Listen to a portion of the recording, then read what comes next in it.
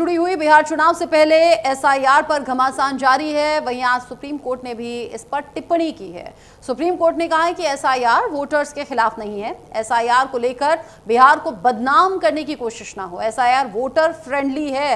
फिर क्या एसआईआर को लेकर लोग खुलकर अपनी अपनी प्रतिक्रिया भी अब देने लगे हैं। जाहिर सी बात है, एक तरफ तो अपोजिशन लीडर्स हैं, खासतौर से इंडिया अलायंस के जो लीडर्स हैं वो सड़कों पर आ रहे हैं, प्रदर्शन कर रहे हैं और प्रदर्शन के साथ साथ वो कह रहे हैं कि ये अधिकार हमारा है आवाज़ उठाने का और हम उठाते रहेंगे। सुप्रीम कोर्ट में मामला एक बार फिर से सुना गया और ये कह दिया कि ऐसा कुछ लगता नहीं, बिहार को बदनाम न किया जाए।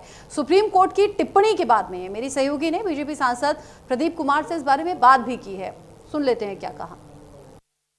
तेजस्वी यादव ने एक बार फिर से चुनाव आयोग पर और बीजेपी पर कई तरह के गंभीर आरोप लगाए हैं एसआईआर मामले में। चलिए बात कर लेते हैं। बीजेपी के सांसद हैं अररिया से प्रदीप कुमार साहब। प्रदीप जी, एक बार फिर से तेजस्वी यादव ने चुनाव आयोग पे तंज कसा है और कहा है कि वोटर लिस्ट में गड़बड़ी की जा रही है और कई तरह के गंभीर आरोप लगाए।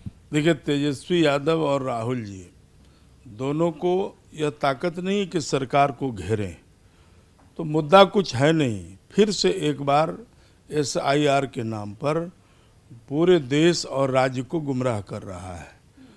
क्योंकि एक तरफ विकास का काम सरकार कर रही है तो इन लोगों के पास मुद्दा कुछ नहीं है। इस नाते वह जनता को दिग्भ्रमित कर रहा है, गुमराह कर रहा है। और एसआईआर कोई नई बात नहीं है, यह पुरानी बात है। जब तेजस्वी यादव की सरकार थी, उनके पिताजी जब शासन कर रहे थे तो 2003 में किसकी सरकार थी? लालू जी का। तब भी एसआईआर हुआ था, एसआईआर आया था। और आज़ादी के बाद समय समय पर यह काम होते रहा है। वोटर लिस्ट का पुनरीक्षण, उसका पारदर्शिता, वोटर लिस्ट में स्वच्छता हो, ये समय समय पर सरकार और चुनाव आयोग निष्पक्ष एजेंसी वह करवाते रही है। लेकिन तेजस्वी यादव कह रहे हैं कि विपक्ष के वोटों को कम करने की साजिश हो रही है, वोटर लिस्ट में गड़बड़ी की जा रही है, वोटों की डकैती की जा रही है। ये उनका हार का हताशा है। चुनाव आयोग कह रहे हैं कि आपको कहाँ गड़बड़ी है आप दीजिए, हम उसको ठीक करेंगे, सर्टिफिकेट दीजिए। अगर वोटर कोई बांग्लादेशी है या रोहिंग्या है, घुसपैठी है, तो क्या उनको चिन्हित नहीं करना चाहिए?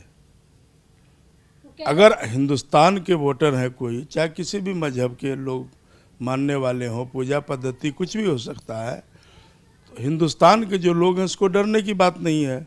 और अभी महीनों यह काम चल रहा है। अगर आपको लगता है कि कहीं गड़बड़ियाँ हुई है, आप उसको उजागर करिए। उनका कहना है कि खुलासे के बाद भाजपा की बोलती बंद हो गई है। अरे उनका कहने से बोलती बंद हो जाएगा। भाजपा का जहाँ भी चुनाव होता है, हम सरकार बनाते जा रहे हैं, तो इसको आवाम पर भरोसा नहीं, चुनाव आयोग पर भरोसा नहीं, सुप्रीम कोर्ट पर भरोसा नहीं।